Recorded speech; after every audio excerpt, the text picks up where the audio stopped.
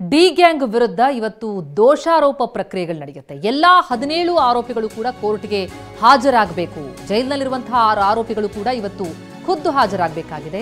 ಜೈಲಧಿಕಾರಿಗಳಿಗೆ ಈ ಬಗ್ಗೆ ಕೋರ್ಟ್ ಈಗಾಗಲೇ ಸೂಚನೆಯನ್ನ ಕೊಟ್ಟಿದೆ.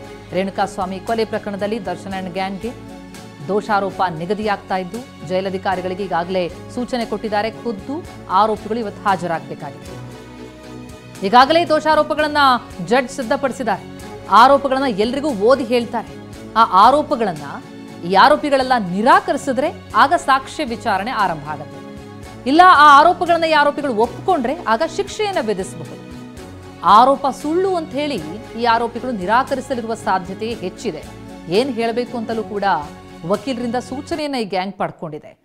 ಸಾಕ್ಷಿಗಳ ಪಟ್ಟಿಯನ್ನ ಆಧರಿಸಿ ಹೀಗಾಗಿ ವಿಚಾರಣೆಯ ದಿನಾಂಕ ಕೂಡ ನಿಗದಿಯಾಗತ್ತೆ.